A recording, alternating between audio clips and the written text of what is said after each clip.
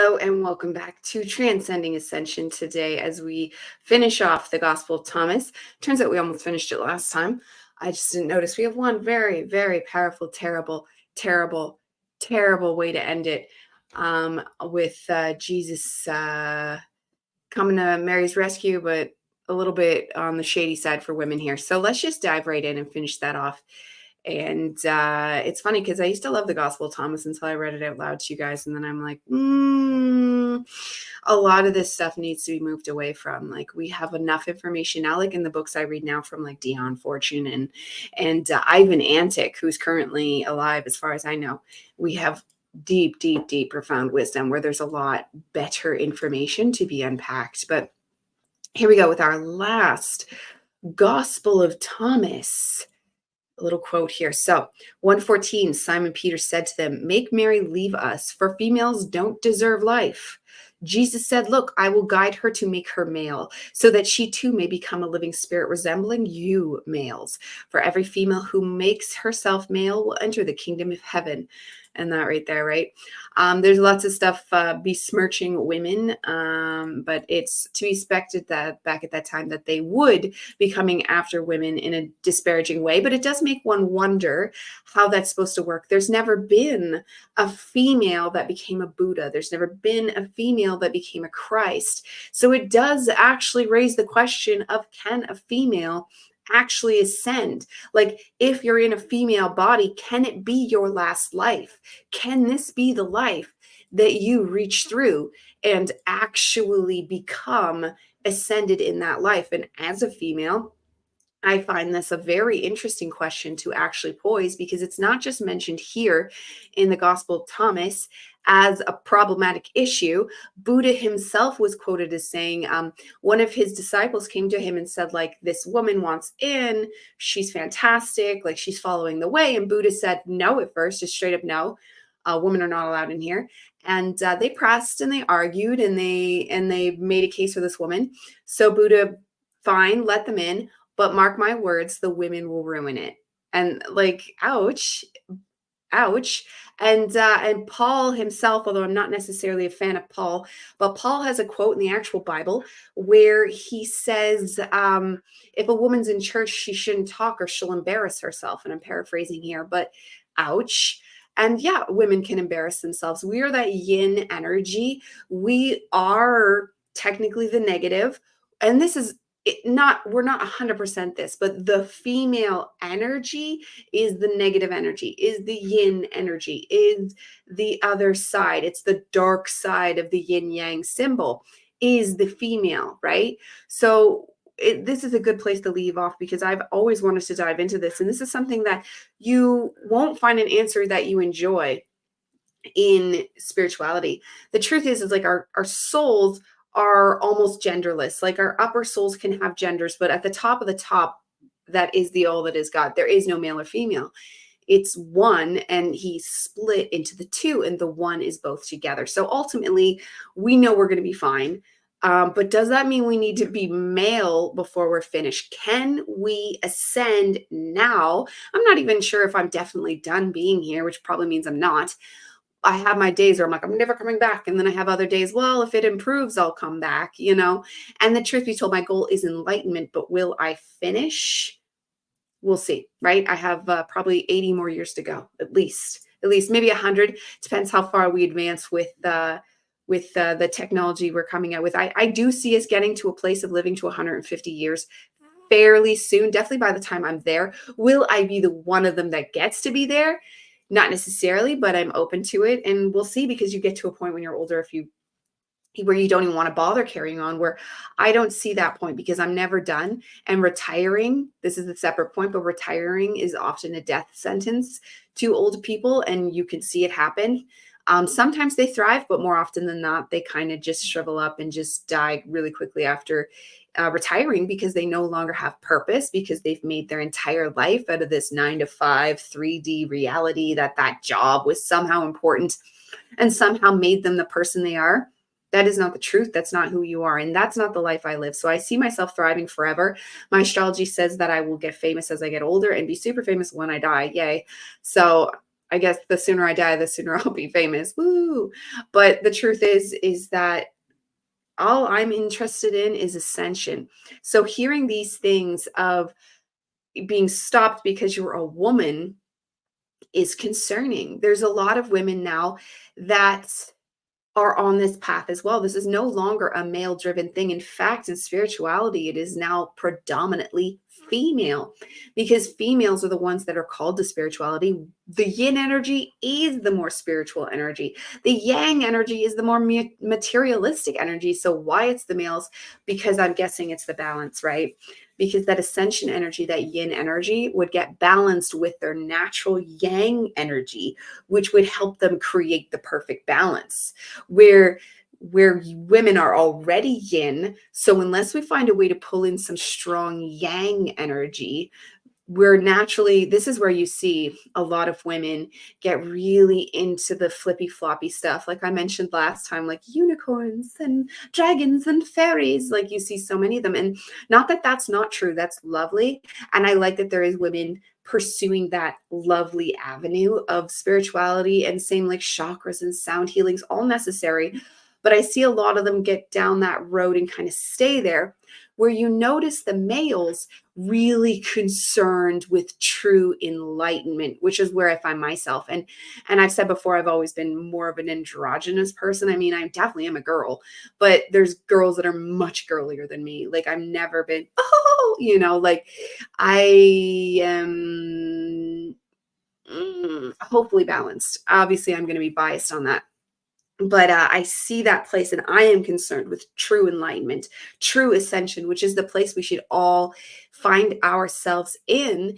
And when, if you are female, you want to rein in that yin energy and combine it with the yang. Now, obviously, yang can get too yang as well, but that they're not going to end up being actually spiritual, because too much yang is going to put you in the materialistic world. Those are going to be your people that are asleep, and they can be male or female as well, but they're going to be the people that don't want to believe, they don't want to see, they don't want to open themselves up, because that yin energy is that opening energy. It's actually the chaos energy, but we need that sometimes. We need that chaos to keep us moving. Otherwise, we get stuck in, I think it's entropy, where we just calcify and we no longer move forward, which you see that especially in like your old man style person, like, they get very rigid, they do not advance.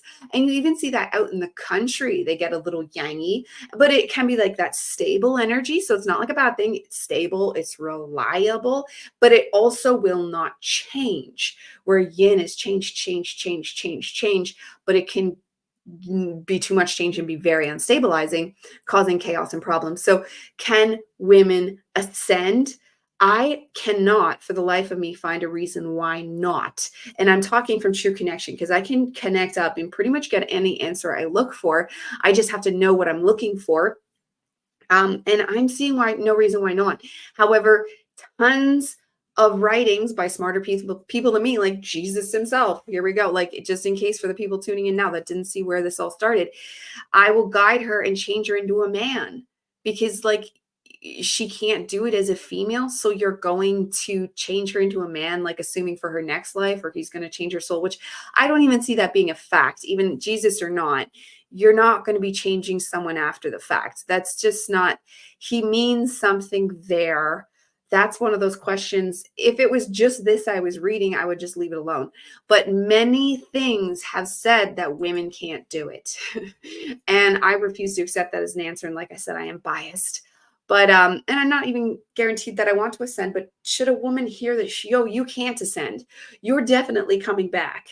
You're definitely not moving forward into the higher realms. Like, and it doesn't we're not talking 5D. We're not talking the shift to 5D, because that's different. Shifting to 5D is not fully getting off this planet regardless. That's actually not full like enlightenment ascension of the kind where you now move on into a whole different realm of being, move back to your soul and stop physically incarnating, period. Moving to 5D will still be physical, and that's a whole thing. So we're not even talking in that regard. We're talking truly deciding to leave the planet completely. because allegedly some of us are here just to help with that 5D ascension, and then we plan to move on. We're not even staying for the whole thing. And in truth, I'm not sure where I find myself there. Ultimately, it doesn't really matter. I'm not one that gets lost in past lives or future lives because of the way the soul works. It's endless. Like if you want to go to the top of the monadic soul structure, you are every single person. So if you want to call somebody your past life, go ahead, because in some regard, and there's no such thing as time. So they might be your future life. Somebody from 300 years ago could be your future life.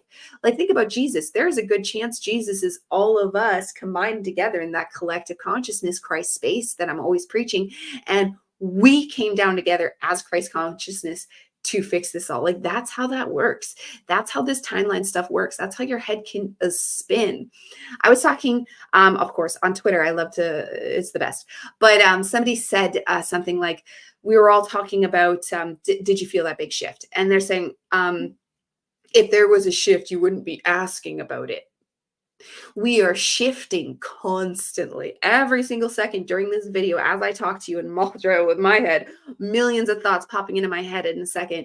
And I'm choosing which one I'm actually grabbing and talking about. I'm choosing, and it takes focus for me to be able to say one thought at a time. It's why I have an undefined throat center, human design.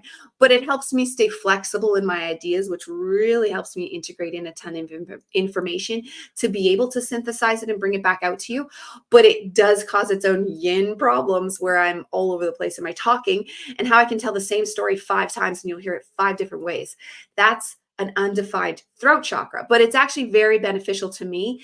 And I'm almost like a living scientist in this experimental ascension world we're in. Like, I mean, truly, some of us are the petri dishes of the self. Some of us, a lot of us now, are getting to the point where we're not like good people. Like I'm not a bad person, but like, Fry from Futurama, that's kind of like my personality of who I used to be. Like I just kind of sat around and didn't do much, but I always had a good heart. I was always a good person. I always super loved magic, but I just like, to turn that around. There's a reason. It's because I couldn't handle pain. As an empathic person, being constantly bottled with all that stuff, you have to work through it. And that's when you become like a self-scientist and you go through all these different teachings, because there's also another thing about being a person here for enlightenment. It's that you don't fall into one person's dogma, whatever that may be. Even if it's like Joe Dispenza, he's fantastic. And if I was the kind of person that could like, you're the guy, and like completely fall in, I probably could have healed a lot faster. But the way I learn and synthesize information, it's like I can't just learn what he's telling me as his information, that your thoughts are your mind. I need to go learn through ancient history and currents like Matthias de Stefano of why my thoughts are everything, and that is the all that is God, the Hermetics. Like he's talking Hermetic principles. He just keeps it very widespread to pull in tons of people that still want to consider themselves not even overly spiritual and just talk from the mind place, which is funny because I'm getting my master's now in metaphysics. So I already have my degree. And in one of my classes, I just learned that there was a whole bunch of early 19th century, which is my favorite period, of metaphysicians that were painting their stuff on purpose as self-help books or awareness books, they called it. And they were pumping out self or mail order learning, which is hilarious, thinking that that was a thing back then. And they were just not tricking people, but keeping it simplified, because they knew saying things like metaphysics in an era where things were much more Christian or people were much more dogmatically religious, period. There's also the religious science religion. There's Christian Science that came out. It was one of the first ones that brought in metaphysical light to Christianity. But then there was a separate person that brought out religious science, which was basically the same, but they took the Christ out of it, not on purpose, but well, yes, on purpose, but not to be mean. It was to bring in more people. And sure enough, they brought in a ton more of the Jewish population. And I can't think there was another population of religious people. But in the early 19th century, there wouldn't have been a ton of variety on religious people back then. But just calling it religious science would bring more people in today. And those churches still exist. After reading that in my lesson, I knew about Christian Science. I didn't know about religious science. But I'm in the country. There's nothing around here, which is fine. I feel like I'm constantly being forced to become a minister, which I did. and then to try to do something myself. We're still working that out. This is what this is for. This is me deciding how I want to do this and just be a preacher, just preach. I did the life coaching one-on-one thing, wasn't the thing. And I do like talking people through their problems short term. I'm not your long-term person. I do like unpacking stuff because I love unpacking. Like I love unpacking and getting it all, telling you what it is. But then for the long haul of years of cycling in and out, I honestly think you should be on your own. That's the thing. Like you need to be on your own. You can't have somebody with you walking you through every step of the way, or they are enlightening for you. And that's not how it works. And I found that a lot of people that wanted life coaching, that's what they're looking for. They're looking for you to do it for them. They're looking for you to, I don't know how they think it's going to be. Like they're looking for energy healing is what they're looking for, which that as well has its dire consequences for its healer. And it has dire consequences for the person getting healed if they're not using it for the way it can be used, which is you're being unburdened from a ton of dark entities, depending on the strength of the healer. It could be all of them, or it could be just a few, but it's usually enough to make you feel cleared. It's the same thing if you get a full water Christian baptism. Or just do it in your bathtub, but it was actually more powerful actually doing the real one. But you just going in the swimming pool, you clear yourself out, right?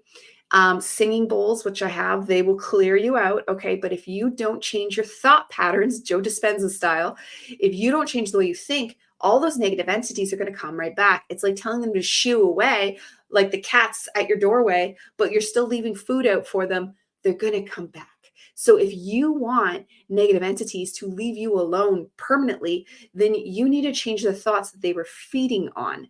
And you can convey this to people all you want, but the stories, we have those mind stories. How could my mother treat me like this? How? One big tip to healing, huge, profound information here that people get very mad if you tell them. Everything is your own fault. And I know that sounds bonkers and you don't understand how seriously bad it was. Everything is your own fault because you are God. You are God. So even that person that attacked you, you are also them. And that's not why it's your fault though. There is something inside you in your energy body. I'm going to get out my favorite thing here.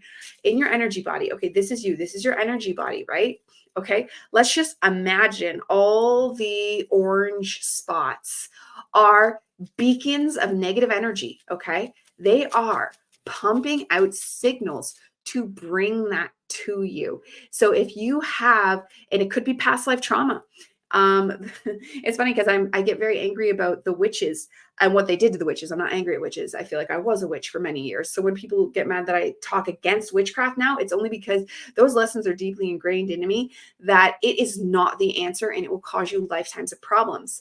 But Dion Fortune was talking about the witches in the early 1900s, saying about how that was a very real thing. She even mentioned the witch trials. She even mentioned she has past lives as witches, but she also clearly mentions there was a lot of actual witches that were doing terrible things. And then I got thinking, think about it. Think about how much they were oppressing women, which is how this episode started. They were oppressing women to such a degree. What choice did they have but to turn to witchcraft? But the truth of the matter is it doesn't matter what happens to you if you are to do such actions. You now have that coming at you. It's now in your energy structure. And now next year, you're just a normal little Cynthia. You didn't do anything wrong. You're a nice little girl, but bad things happen to you. This is where, and you can say, oh, we're just making excuses. But no, when people look back into their past lives, they see that, oh, it was because of this, that, and the other. And I'm not someone that says you should get lost in past lives, but you will often find the answers in past lives. They've even said stuff where babies come and then die terrible deaths right away. It's because they had such a bad past life that they came in, riddled away that karma, and the mom and dad would also have karma that would tie into that, not necessarily with their past story, but it would be clearing up their own karma within it. And then they burn it off quickly so that in their next life, they can come in and be more cleared. So, and same thing if you die from a very powerful, painful death, you're actually doing yourself a favor because it means in the next life, you don't need to be so much in trouble and pain and have those things coming at you when you seem like a seemingly innocent person. And those ones, like, it hurts my heart just to talk about it because I understand. I understand what it's like to feel like you're an innocent, good girl, but still have trouble following you like you're a bad person. That's why I often say I was a bad person. I was a bad person. I wasn't really a bad person. I didn't really do anything wrong. I didn't really do anything either, though. I wasn't doing anything to clear off my karma. I was innocent and poor me, and stuff would happen and it would just fuel the poor me story. Cause really you could look at my life and go, well, she's not really doing anything wrong, you know, like, but things will still happen though. So I know what it's like to be like, but it's not fair. But when I came to that place of fight, and I was into spirituality for a very long time and knew all the things I know, I'm obviously know more now than I do back then, but I knew enough that that wasn't allowed to poor me. You're never allowed to say that. But the more information you know, this is why enlightenment can be kind of dangerous, because the more information you put inside your brain, the more responsibility you now have over your own ascension, enlightenment, and just the way you live this life. And trust me, the majority of us are here to advance. Like you only go up or down. There is no middle. So unless you're one of those seriously maniacally evil that wants to go down, which is a very like 1% of the population, it's less than 5% of the population that actually has a dark soul, that actually wants evil. And then it's others, it's just soul contract stuff. But I find the majority of people, they are just stuck in victim mentality. And remember, I used to talk about this all the time. I don't mention it as much, but it's still just as true. We all have those four archetypes, which I think actually all fall into being the child. But one is the child, and the child has many variations. That's why I think these might also be part of the child. But the victim, the saboteur. So when you find yourself self-sabotaging yourself, which I used to be huge at, and then you whine, they go right together with the victim. You self-sabotage and then you whine about it.